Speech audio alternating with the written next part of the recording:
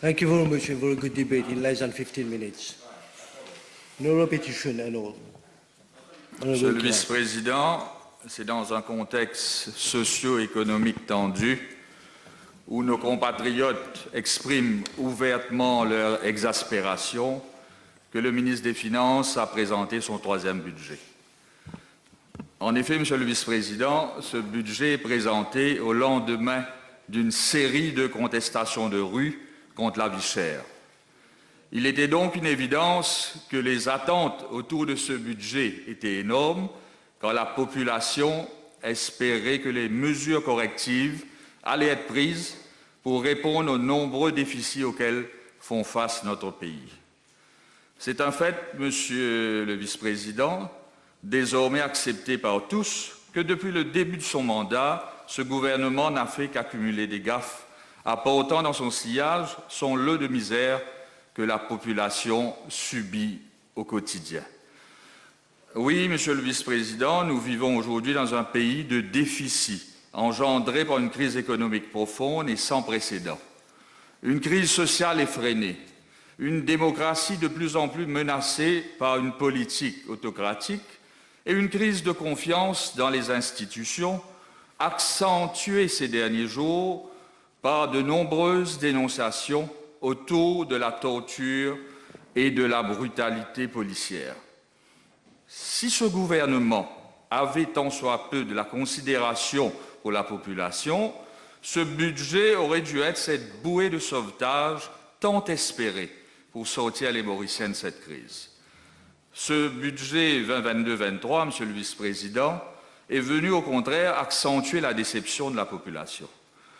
En effet, loin d'être considéré comme un simple exercice comptable, le budget 2022-23 aurait dû être une occasion pour le gouvernement de recentrer ses priorités et venir avec une série de mesures structurelles pour permettre de soulager la population. Ce budget aurait dû être celui du développement économique, de redonner au secteur privé sa place qui lui revient, au lieu d'agir comme un État accapareur. Ce budget, Monsieur le vice-président, aurait dû être également celui de la lutte contre le gaspillage des fonds publics et contre cette corruption qui gangrène différentes sphères de notre société. Mais il n'en fut rien. Ce gouvernement se gargarise depuis mardi dernier d'avoir su être à l'écoute de la souffrance des gens et a proposé dans le budget 2022-23 quelques mesures sociales, dont entre autres une allocation de 1 000 roupies à celles et ceux qui touchent jusqu'à 50 000 par mois, une augmentation toujours de 1 000 roupies à tous les pensionnés, voire 2 000 pour les plus de 65 ans, une augmentation autour de 20% des autres allocations sociales. Monsieur le vice-président, que représentent vraiment ces 1 000 roupies dans le panier de la ménagère face à la flambée des prix des commodités de base et des médicaments qui ne cessent d'augmenter jour après jour depuis 2020 et que le gouvernement n'a rien fait pour stopper? Malgré le fait que le ministre des Finances a indiqué dans le budget que la Banque de Maurice prévoit un taux d'inflation de l'ordre de 8,6%, nous savons tous que le vrai taux est beaucoup plus élevé. Puisque selon le dernier rapport du Bureau national des statistiques, le taux d'inflation a atteint les 11% à la fin du mois de mars de cette année. Dans ce cas, il ne faut pas s'étonner que la population exprime sa déception contre cette allocation de 1 000 roupies dont la reconduction pour la prochaine année financière n'est pas garantie, selon les confessions mêmes du ministre des Finances. Monsieur le vice-président, la population mauricienne est au bord de l'asphyxie. L'arrogance avec laquelle ce gouvernement gère les affaires du pays fait que la situation sociale et de la pauvreté en particulier s'aggrave, semaine après semaine, si on s'en tient aux chiffres officiels. En effet, dans un rapport intitulé « Analyse de la pauvreté » et publié en avril 2020, les statistiques du ministère des Finances indiquent que plus de 36 500 ménages vivent en dessous du seuil de pauvreté relative, soit environ 10,4% de la population. Ces chiffres, Monsieur le vice-président, confirment que la pauvreté touche plus de 130 000 de nos compatriotes Et là, nous parlons des chiffres qui datent de 2 ans. Aujourd'hui, la situation est encore pire, sinon catastrophique. C'est en effet une situation dramatique, puisque 8 ans après avoir été au pouvoir, ce gouvernement n'est pas parvenu à baisser le niveau de la pauvreté à Maurice. Le nombre incalculable d'appels à l'aide des ONG et des travailleurs sociaux pour des dons alimentaires met en évidence le fait que la croissance économique de Maurice n'a pas réussi à diminuer les inégalités sociales dans notre pays. Au contraire, elle a entraîné davantage de Mauriciens et de ménages dans l'extrême pauvreté, à tel point que, selon l'ONG Saphir, des adolescents sont forcés à abandonner leurs études pour aller travailler afin de contribuer à certaines dépenses familiales. Souvent, Monsieur le Vice-président, ces jeunes n'ont même pas l'âge légal de travailler.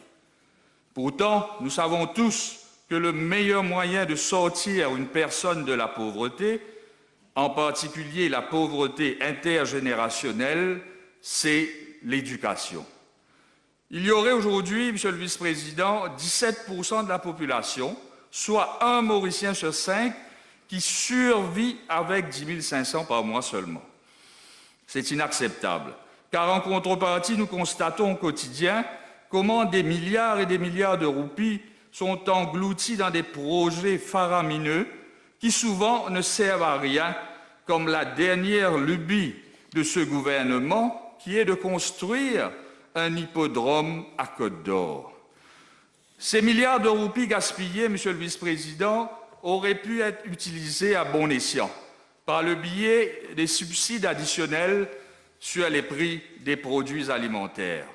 Sans aucun doute, une telle démarche aurait permis aux Mauriciens de mieux faire face à la cherté de la vie qui est devenue de plus en plus insupportable pour des milliers de familles. Cette allocation de 1 000 roupies que propose le gouvernement aux travailleurs est loin d'être la solution que recherche la population. C'est en effet une mesure palliative face à un mal qui a failli, il y a un peu plus d'1 mois, tourner au vinaigre. En effet, Monsieur le Vice-président, l'île Maurice tout entière a été témoin comment la faim, couplée à un sentiment d'injustice et d'insécurité, peut pousser nos compatriotes à manifester leur mécontentement. La crise sociale que connaît actuellement le pays est largement provoquée par la flambée des prix, y compris, Monsieur le Vice-président, le prix du gaz ménager, ainsi que les 4 augmentations successives de l'essence et du diesel. Au lieu de comprendre, d'écouter et d'apporter des solutions, ce gouvernement, malheureusement, persiste dans sa bêtise. Dans la foulée de l'augmentation du prix des carburants et du gaz, les tarifs des transports publics ont connu une hausse conséquente.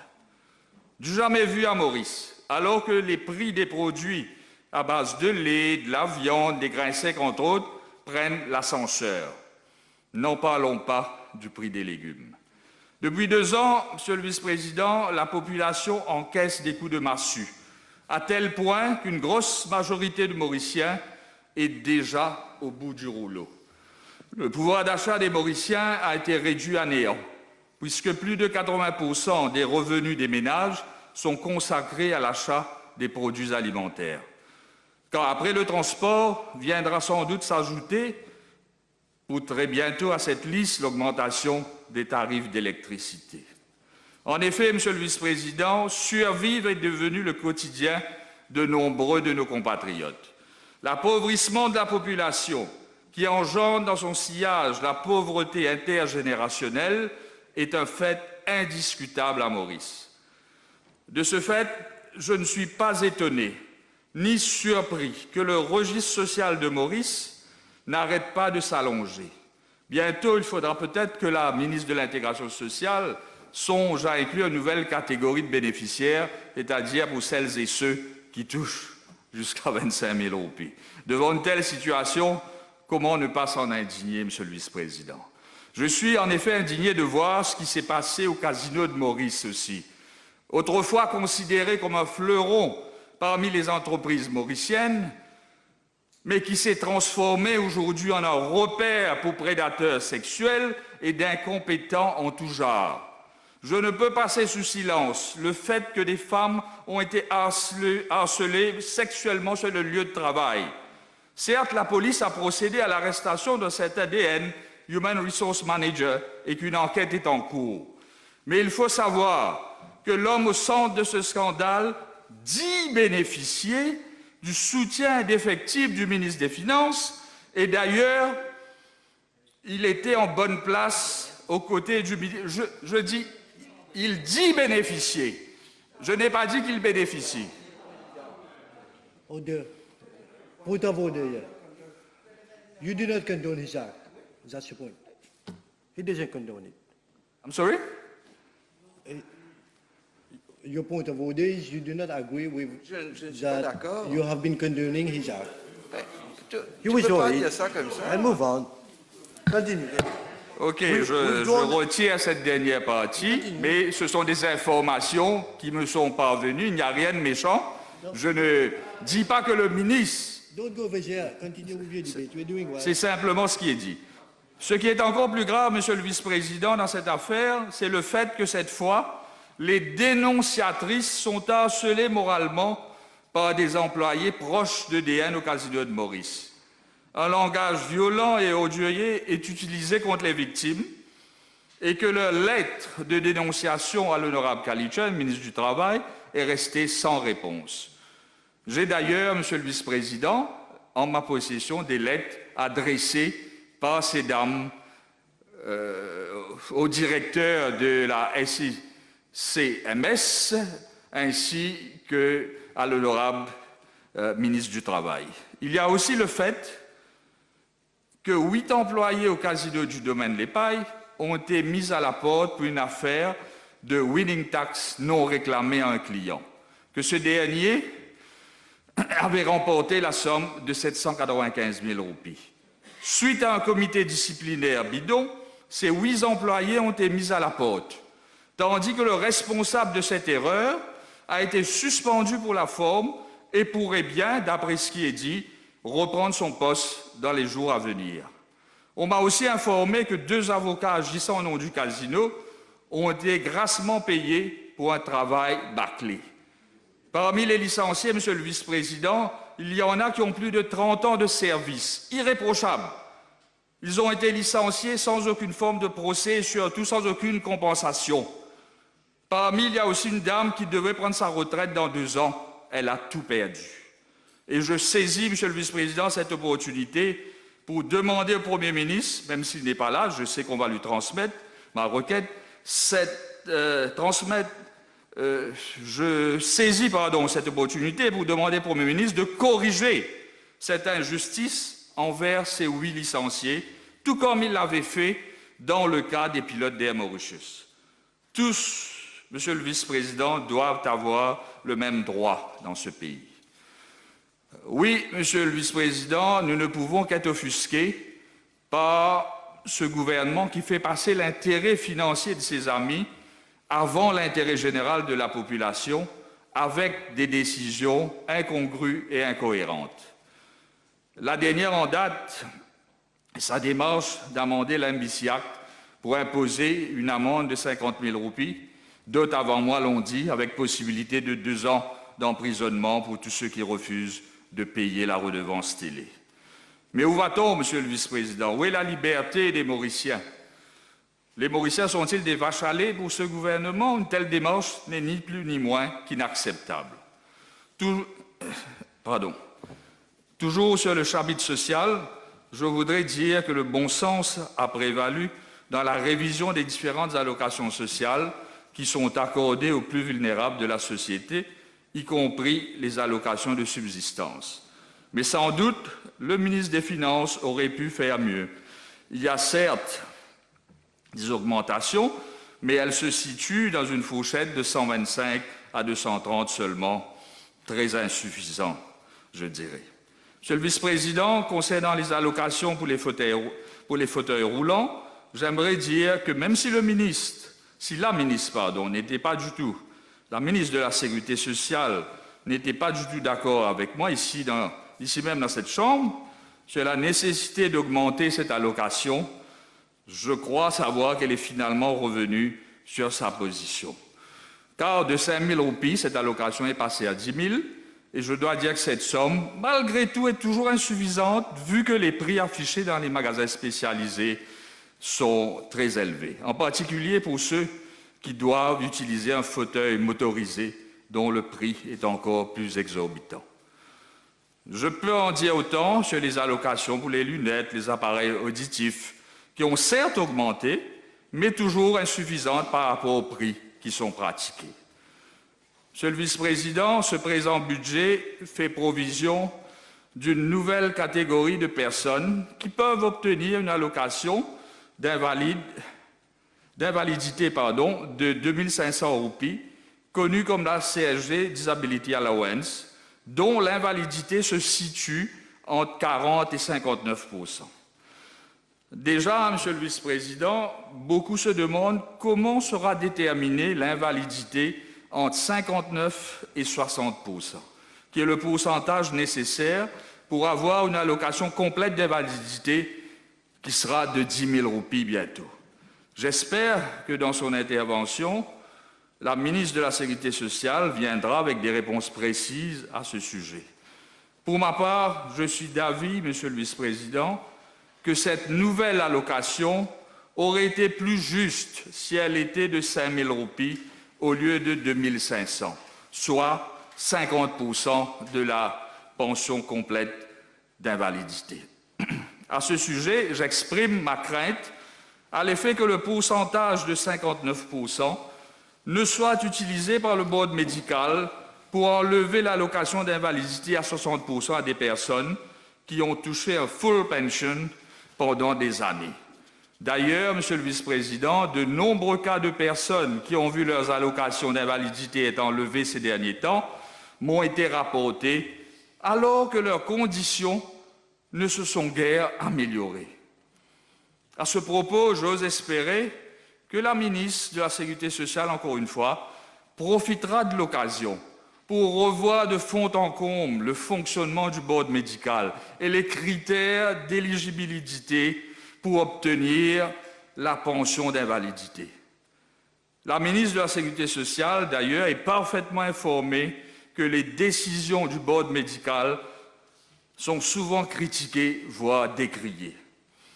J'espère également, Monsieur le vice-président, que votre Disability Rights Bill sera à l'agenda de l'Assemblée nationale dans un proche avenir, tout comme une révision des objectifs et du fonctionnement du Training and Employment of Disabled Persons Board pour assurer une meilleure employabilité des personnes handicapées dans le secteur privé. Une des mesures annoncées dans le budget est la suppression de la taxe municipale. Monsieur le vice-président, les citadins vont sans doute se réjouir qu'ils n'auront plus à payer pour l'incompétence des conseils municipaux qui sont en place depuis 7 ans.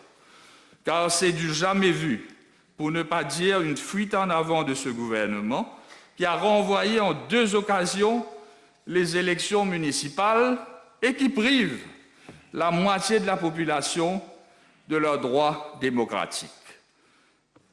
Un deuxième renvoi motivé par la Covid-19, dit-on. Mais nous savons tous que c'est la peur d'être rejeté massivement par les citadins qui a poussé le gouvernement à prendre la poudre d'escampette. Pour terminer, Monsieur le vice-président, sur ce chapitre, je voudrais dire mon indignation devant le fait qu'aujourd'hui, les conseils municipaux sont devenus des marchepieds du gouvernement. Il y a manifestement au sein de ce gouvernement la volonté de ne plus respecter les règlements, ni aucune loi lorsqu'il s'agit de faire plaisir à leurs amis et financiers. Ce dont nous avons été témoins, Monsieur le vice-président, à la municipalité de Port-Louis, concernant l'affaire du Champ de Mars, est bien la preuve d'un gouvernement qui fonctionne en vertu de ses agendas politiques. Money politics, Monsieur le vice-président. Sur le chapitre des courses, nous assistons depuis 2015 à une lente mise à mort de cette industrie. Dans un premier temps, à travers des amendements apportés à la GRA Act, puis en introduisant d'autres mesures dans les différents Finance Bills. Une démarche qui a été utilisée non seulement pour éroder les pouvoirs d'organisateurs des courses du MTC, mais aussi pour installer une seconde compagnie sous le contrôle de celui qui se présente comme le conseiller du gouvernement. J'ai évoqué plus haut, Monsieur le Vice-président, les circonstances dans lesquelles s'est déroulé ce hold-up de l'État, avec la complicité du conseil municipal de Port-Louis, pour enlever après 209 ans la gestion du champ de Mars du Mauritius Stuff Club. En effet, depuis 2015, un plan machiavélique a été mis en place pour contrôler les courses à Maurice. Un plan mijoté et surveillé au plus haut niveau, au plus haut sommet de l'État, avec le concours express de la GRA, a été mis à exécution le dimanche 5 juin dernier, avec l'organisation d'une première journée de course par l'entremise d'une deuxième compagnie organisatrice des courses, le People Stuff Club. Une compagnie qui est contrôlée totalement par celui qui a avoué, Monsieur le Vice-président, avoir financé le MSM pour les élections de 2019. Je n'invente rien, c'est cette personne elle-même qui l'a affirmé sur les ondes d'une radio privée. La vitesse avec laquelle le People Stuff Club PLC a été incorporé, puis a obtenu le droit de gérer le champ de Mars et d'organiser une journée de course, malgré son absence totale d'expérience et de compétences dans le domaine, est ahurissante. Encore une fois, Monsieur le Vice-président, c'est du jamais vu. En effet, selon les informations qui me sont parvenues, le financier de l'Alliance au pouvoir contrôle pas moins de 5 écuries. Il est aussi propriétaire de chevaux dans les autres écuries à travers des prête-noms. Mais c'est loin d'être fini. Dans l'annexe du budget, il est encore annoncé que la GRA sera amendée et devinez, Monsieur le Vice-président, qui décrochera encore le gros lot. Encore une fois, les amendements taillés sur mesure ont été proposés pour renforcer la galaxie du principal bailleur de fonds du gouvernement. Autre amendement qui sera apporté à la GRA et qui a attiré mon attention et dont les couleurs ont été annoncées dans l'annexe du budget concerne la section 93B de ce texte de loi et qui concerne la Personal Management License. Déjà, la GRA faisait la pluie et le beau temps sur la question d'accorder une PML et décider à son bon vouloir qui était éligible pour obtenir ce sésame. Dois-je vous rappeler, Monsieur le Vice-président, le cas de l'ancien président du STC qui fut privé d'une PML. Maintenant, avec ces amendements, la GRA, connue pour être entre les mains des sous-fifres du gouvernement, aura un discretionary power pour décider à qui donner une PML. On peut s'attendre à une véritable politique de pick and choose. À ce propos, Monsieur le Vice-président, il y a de nombreuses photos qui ont circulé sur les réseaux sociaux autour de l'organisation de la première journée de course de la saison. Et j'espère que le ministre des Finances viendra nous dire si toutes les personnes présentes au champ de Mars le 5 juin dernier avaient tous leur Personal Management License. Et nous allons aussi voir comment l'amendement à la GRA, comme indiqué dans l'annexe du budget, pour l'introduction à nouveau de la définition de fit and proper sera utilisé. Monsieur le Vice-président, même au niveau de la MRA, nous constatons toujours avec indignation que cette compagnie proche du pouvoir et dirigée par qui, vous savez, n'est toujours pas connectée au serveur central, malgré des années de dénonciation, ici, dans cette Chambre et ailleurs, alors que tous les autres opérateurs sont dans l'obligation de respecter cette règle. Comment se fait-il, Monsieur le Vice-président, qu'un opérateur seulement soit autorisé à soumettre ses returns quelques jours après la tenue d'une journée de course, alors que cette faveur n'est pas accordée aux autres compagnies? N'est-ce pas du money politics, Monsieur le Vice-président? Avant d'entrer dans le vif du sujet sur le chapitre du sport, je voudrais saluer la performance de ces sportifs qui, malgré les conditions difficiles et le manque de soutien dans beaucoup de cas. En effet, je rappelle que des athlètes ont dû faire appel aux dons pour assurer leur déplacement à l'étranger.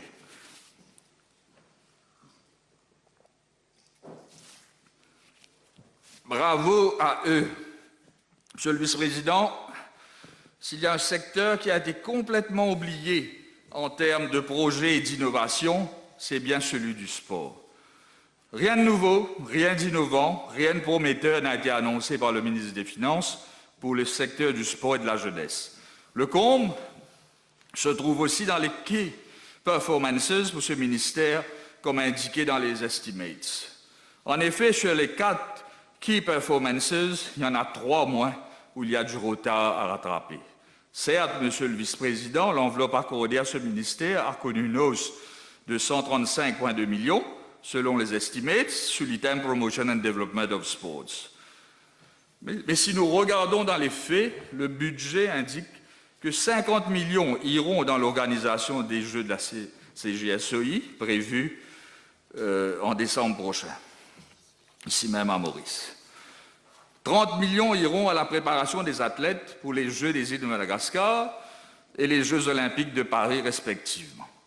Monsieur le Vice-président, 30 millions pour 2 compétitions de cette envergure, je trouve cela largement insuffisant. Monsieur le Vice-président, quand on sait que les prochains Jeux des îles de 2023 à Madagascar vont réunir 23 disciplines, et si cela se confirme, le Club Maurice pourrait être composé de plus de 250 athlètes.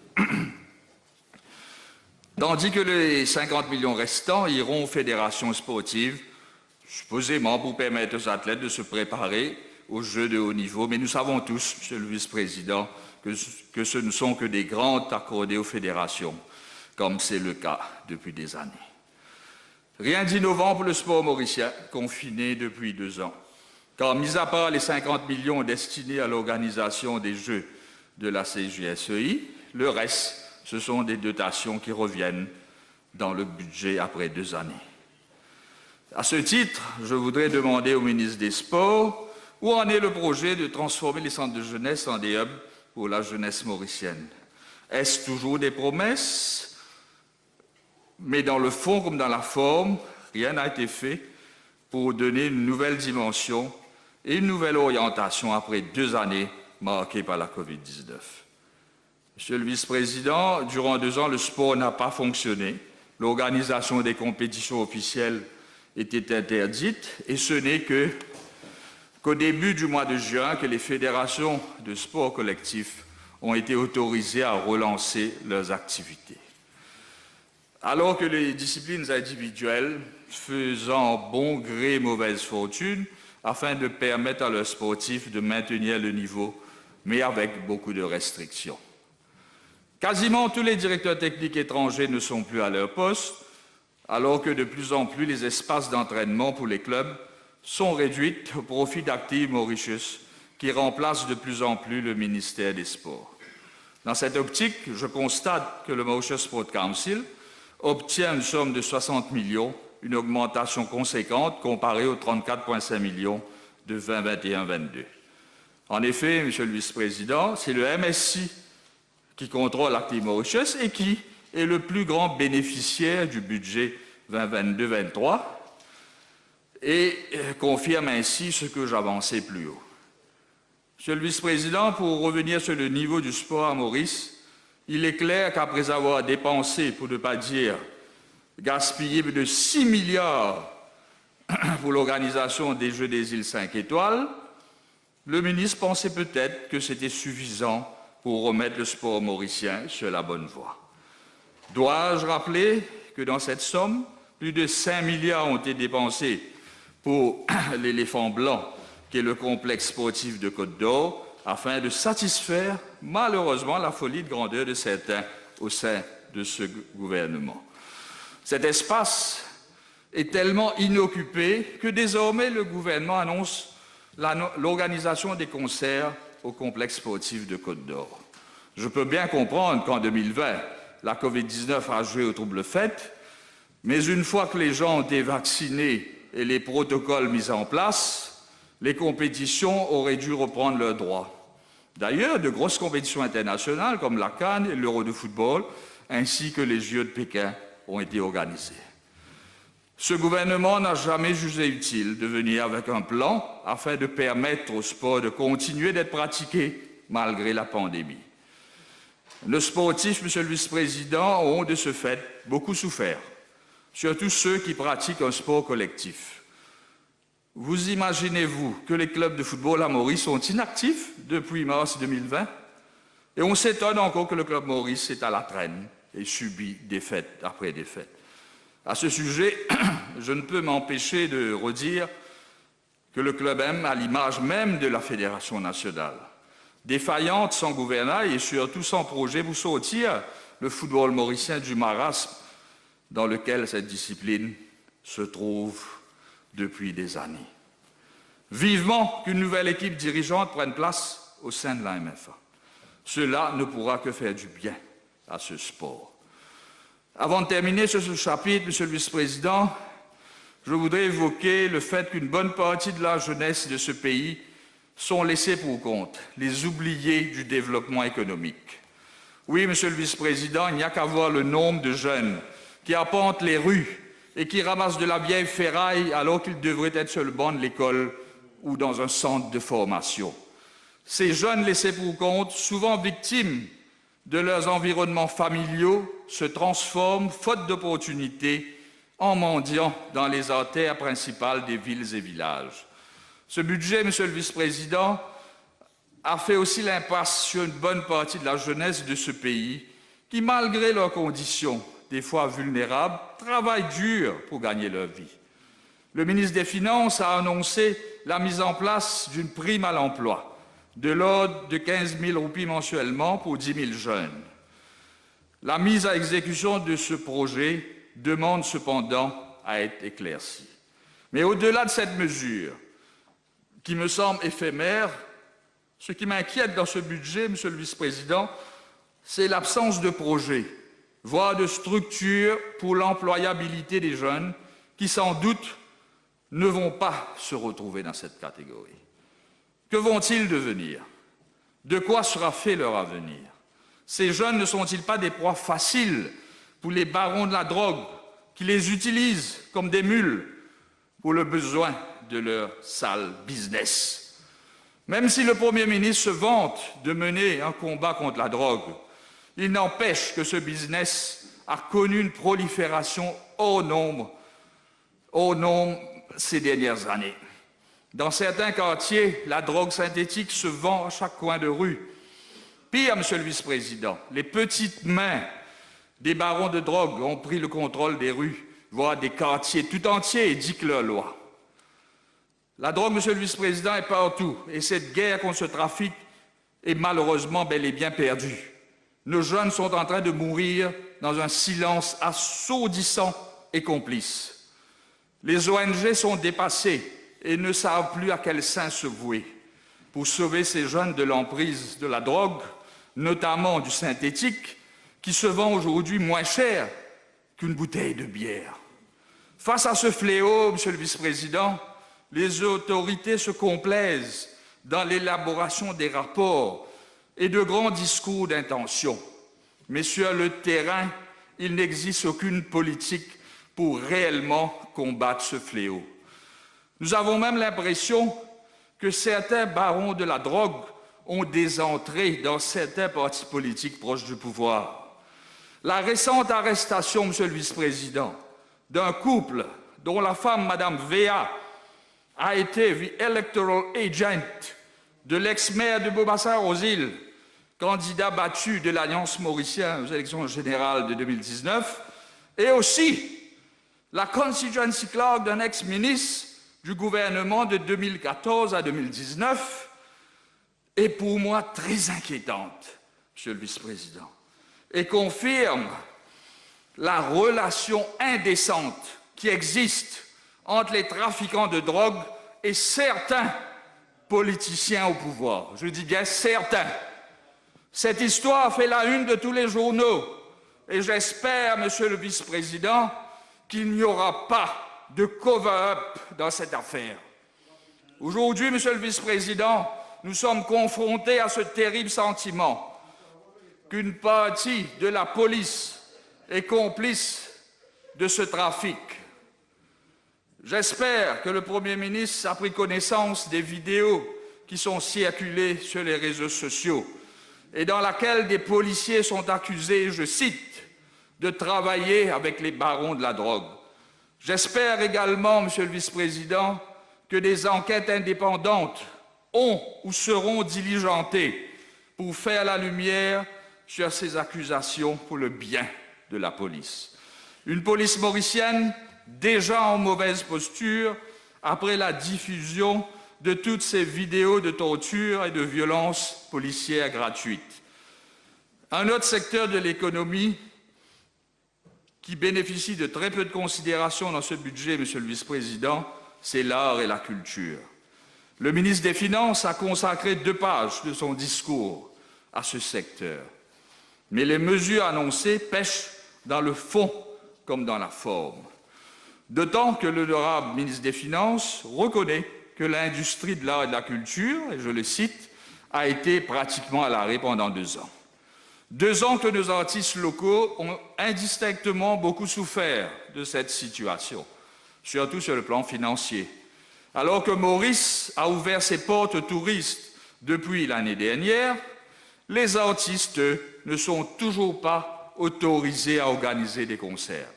Par contre, Monsieur le Vice-président, j'ai constaté que des artistes étrangers sont autorisés à organiser leurs événements en toute quiétude.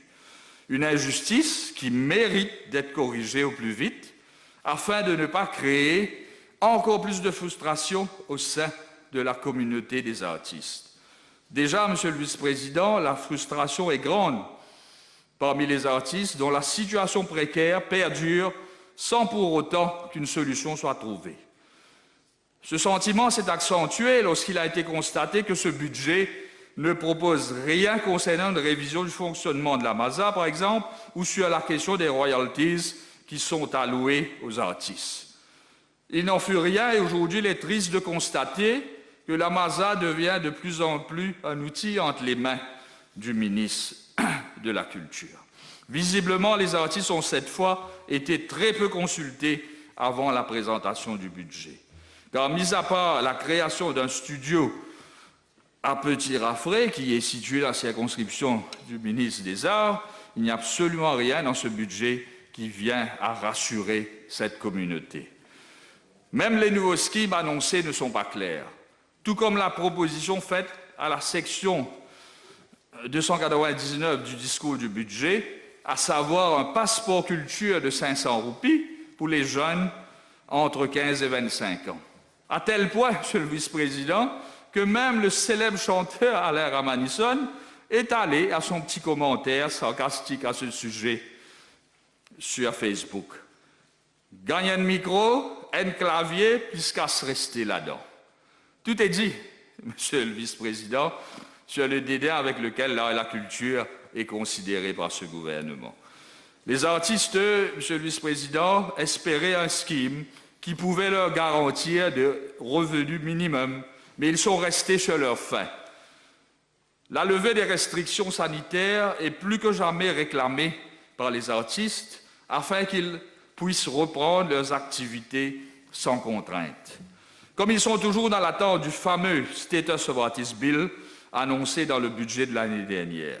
Et je me pose la question aujourd'hui si vraiment le ministère des Arts et de la Culture, du Patrimoine, a bien l'intention de venir avec un tel texte de loi.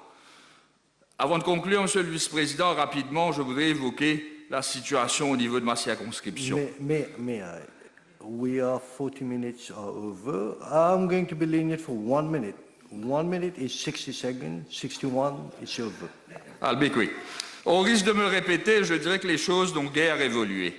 Les habitants font face aux mêmes problèmes depuis des années. À titre d'exemple, je citerai le cas des habitants du morcellement et mitage à Coromandel qui vivent toujours dans l'appréhension d'un glissement de terrain depuis 2012. Les gros travaux longtemps promis n'ont toujours pas été effectués. Le morcellement Chapman à Coromandel est inondé en temps de forte pluie. Les drains promis dans différentes rues de ce morcellement se font toujours attendre. Il y a urgence concernant la rue Angelfish qui se transforme en mare de boue en période de grosse pluie, inondant les résidences qui s'y trouvent.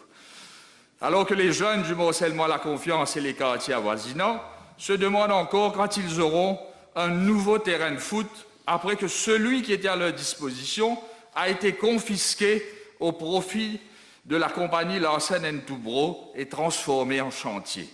J'ai déjà évoqué cette question ici même dans cette Assemblée. Si cette compagnie n'a pas l'intention de quitter le site, je demande donc au ministre du Métro Léger d'exiger que Larsen & Toubro aménage un autre terrain de foot dans la région. Par ailleurs, les routes sont toujours en mauvais état, alors que les trottoirs défectueux continuent à faire des victimes, en particulier des personnes âgées. Monsieur le vice-président, 10 secondes et je termine. 10 secondes. One line. Un récent sondage rendu public a indiqué que 2 Mauriciens sur 3 sont insatisfaits de la manière dont la démocratie fonctionne à Maurice. Ce sondage indique que les jeunes de ce pays, se trouvant dans la tranche d'âge entre 18 et 34 ans, sont critiques de la manière dont le pays est géré. C'est pourquoi, pour terminer, Monsieur le Vice-président, le Premier ministre et son gouvernement ont joué aux pompiers avec ce présent budget. Ce gouvernement cherche à éteindre le feu qui couvre sous les cendres. I'm done.